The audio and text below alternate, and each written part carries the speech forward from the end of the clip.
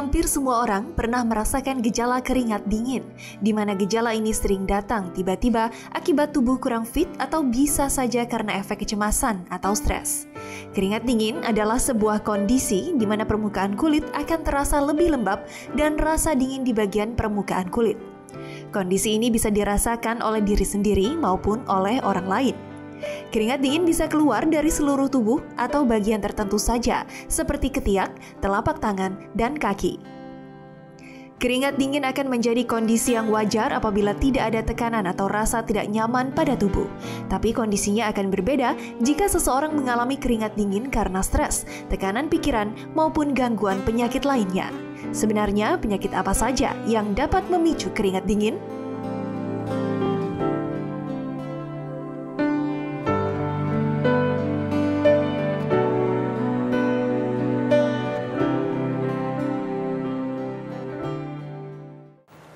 Di Ayo Hidup Sehat, dan sekarang kita akan membahas mengenai keringat dingin nih ya dok ya. Tadi katanya dokter Haikal kalau ketemu calon mertua dia keringat dingin. Kalau mau ujian, mau ujian nasional gitu ya, itu jadi keringat dingin juga. Tapi hati-hati nih kalau keringat dinginnya disebabkan karena hal lain. Misalnya tiba-tiba ada nyeri dada kan, atau tiba-tiba kok pusing. Nah, ini bisa atau jadi mungkin ada tekanan darah yang turun, itu atau dia. gula darah tiba-tiba turun. Betul. Itu juga bisa tuh. Nah, ada baiknya nih kita akan bahas bersama Dr. Yongki, spesialis penyakit dalam. Siang dok, Siang, apa kabar? Apa kabar? Selamat siang. Gimana Sehat, Dok? Sehat selalu. Sehat selalu. Dokter Haikal. Wah, dokter keringat dingin nih. Tangannya ya agak keringet Begini ya. Kenapa ya? Dok. Mungkin karena nervous mau tampil aja. Oh gitu. Oke, dok, ini kita bahas tentang keringat dingin ya. Ini kan kalau andai kata muncul pada saat kita tegang, cemas, mungkin masih wajar lah ya. Tapi ini bagaimana kalau muncul akibat gejala lain, akibat penyakit lain? Nah, yang pertama nih dok, mitos atau fakta bahwa keringat dingin tanda awal serangan sakit jantung. Ya, fakta ya. Fakta. Tapi ada tapinya ya. Tapi jika ada gejala-gejala yang lainnya. Jadi tidak hanya keringat dingin saja ya. Misalnya sesak nafas, kemudian jantungnya iramanya tidak teratur, nyeri dada, kemudian ada pembengkakan di badan, tentunya lemas juga. Nah, dan ini keringat dinginnya satu tubuh atau tangan doang? Karena masyarakat banyak yang menyangka kalau telapak tangan itu keringat dingin, nah ini tanda serangan jantung. Ya, kalau untuk keringat dingin seperti itu bisa seluruhnya juga bisa lewat tangan juga. Ya. Oke, tapi bukan berarti semua orang yang keringat dingin di tangan, tangannya selalu basah gitu dok. Basah, itu bukan berarti apakah itu adalah tanda-tanda penyakit jantung gitu dok? Iya, jika bisa jadi jika ada gejala yang lain gitu, atau mungkin mungkin merupakan suatu semacam ada namanya ya kelainan, memang dia memang punya keluar keringat. Keluar keringat berlebihan gitu ya. Ada juga sindromnya ada namanya. Sindromnya ada juga yang seperti itu. Oke. Selanjutnya nih dok, mitos atau fakta keringat dingin dapat timbul karena tekanan darah tiba-tiba rendah. Iya, fakta ya. Fakta ya. Ya, jadi pada kondisi-kondisi tertentu ya, terutama saat kita mengalami dehidrasi. Dehidrasi ya. Saat dehidrasi itu tubuh kekurangan cairan. Ya, otomatis akan berusaha untuk kompensasi dengan salah satunya adalah dengan keringat dingin. Dan ini selain keringat dingin mungkin ada gejala pusing kali ya. Betul, pusing, kepala ya, lemas ya. Lemas juga. Oke, mitos atau fakta selanjutnya mengenai keringat dingin, yaitu keringat dingin tanda penyakit gula darah. Wah, ini fakta. Fakta ya. Oke. Ini biasanya mengarah ke mana nih dok? Apakah pada saat gula darah turun atau gimana? Ya, tepat sekali ya. Jadi saat gula darah turun atau biasa kita mungkin sudah tahu ya, hipoglikemia.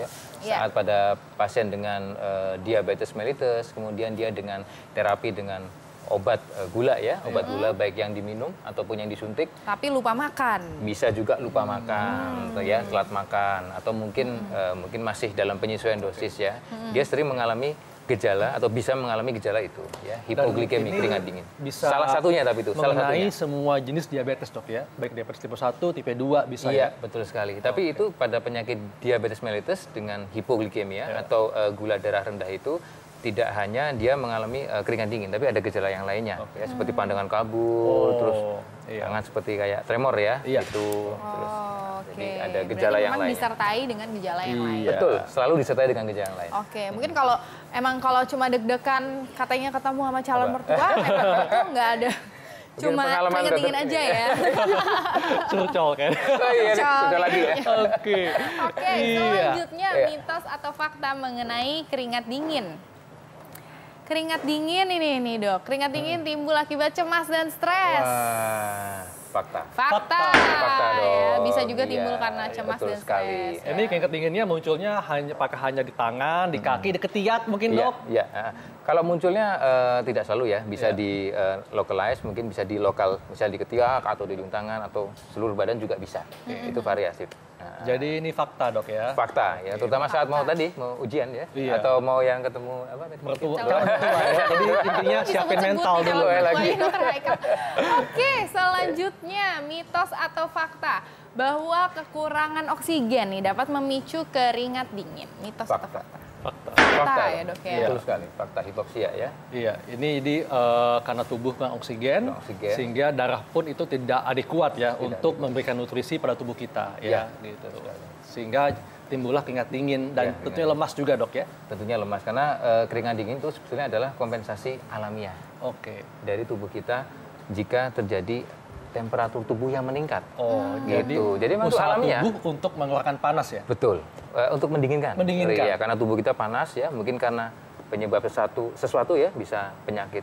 Apapun itu penyakitnya, macam-macam ya. Bisa infeksi ya. Bisa juga karena obat-obatan atau mungkin yang penggunaan alkohol ya, atau mungkin penyakit-penyakit yang bahkan hipertiroid sering ya, atau keganasan. Waduh, nah ini menopause juga ada, terus obesitas banyak sekali. Banyak sekali nih ya dok ya. Nah ini juga banyak nih dok yang berpendapat bahwa kalau lagi demam, habis itu keringat dingin keluar. Nah itu merasanya udah sembuh gitu. Itu bener nggak sih dok? Ya, itu fakta. Seperti yang saya jelaskan tadi, bahwa ketika tubuh kita mengalami demam atau panas ya, otomatis kemampuan tubuh kita punya kompensasi kan untuk mendinginkan tubuh kita. Akhirnya keluarlah keringat itu dari saraf ya, ada namanya kelenjar keringat, keluar dari keringat itu biar adem. Oke, selanjutnya nih dok, mitos atau fakta bahwa shock atau kaget dapat memicu keringat dingin. Ya, kalau itu juga bisa ya. Pada dasarnya kan kalau kita berbicara shock atau mitos atau fakta nih dok? Fakta Ya. Fakta ya. Jadi nggak siap mental, tahu-tahu ketemu calon mertua, lagi mantan. Jadi dokter Haikal kaget ya dok, itu bisa memicu keringat dingin ya dok ya. Juga, ya. Kecemasan ya. Jadi cemas kan dia kaget, wah ini kenapa nih? Ya. Oke, selanjutnya mitos atau fakta bahwa keringat dingin itu muncul karena masuk angin yang sudah kelamaan. Angin nih dok. Ya, kalau untuk istilah masuk angin ya sebetulnya karena tubuh kita biasanya terkena ada sesuatu ya, ada sesuatu penyakit sih biasanya ya. Jadi emang kalau judulnya ada suatu penyakit ya itu bisa fakta. Jadi fakta nih dok bisa ya? Fakta. Tapi kalau dibilang masuk angin sebenarnya kurang ini ya dok ya? Iya, jadi mungkin maksudnya demam ya, atau mungkin gastritis, sakit mah ya. Betul juga, rasanya kayak bersendawa terus ya. Iya. Selanjutnya mitos atau fakta keringat dingin dapat timbul karena adanya infeksi pada tubuh. Oh, fakta sekali itu. Fakta sekali. Infeksi itu ada yang infeksi sifatnya dia cepat ataupun infeksi yang lama ya. Infeksi lama seperti penyakit paru-paru ya. Mungkin lazim kita dengar TBC ya. Itu penyakit yang lama. Atau tadi saya sudah sebutkan ada juga kanker atau juga mungkin infeksi yang sangat berat. Nah, itu juga akan menimbulkan gejala tersebut. Tapi tetap tidak hanya keringat dingin saja. Ada gejala lainnya ya. Iya, gejala lainnya pasti ada. Itu yang menjadi kunci.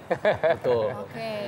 Nah, ini tapi perlu digarisbawahi nih, Dok. Keringat dingin kan biasanya memang kita ya itu tadi normal kalau misalnya kita lagi nervous, lagi cemas, tadi kaget dan sebagainya. Tapi ada juga tadi kan sudah disebut-sebut bahwa keringat dingin itu banyak juga yang merupakan tanda dari gejala awal dari penyakit yang serius. Nah, mungkin bisa diinformasikan nih, Dok, pada masyarakat.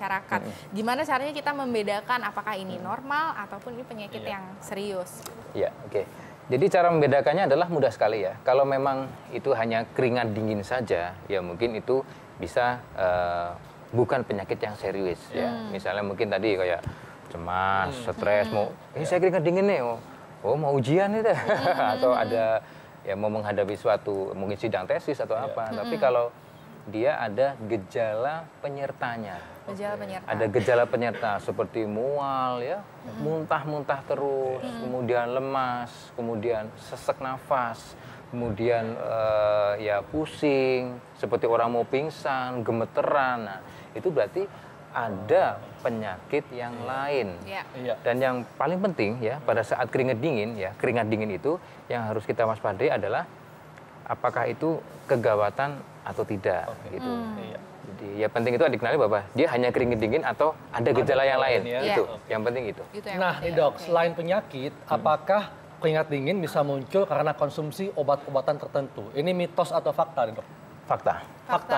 Obat seperti apa nih, Dok, yang bisa memicu keringat dingin? Ya, salah satunya adalah penggunaan yang berlebihan untuk obat-obat antidepresan.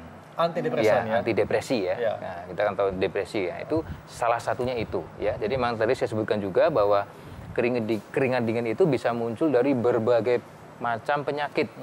Juga obat-obatan tentunya. Nah, itu kondisi-kondisi itu yang bisa menimbulkan tadi gejala itu ya. Obat-obatan contohnya itu tadi salah satunya antidepresan, juga ada penggunaan alkohol dan seperti lingkaran nih Dok ya, karena stres bisa menyebabkan keringat dingin. Orang stres nanti lama-lama menjadi depresi, minum obat bisa keringat dingin juga.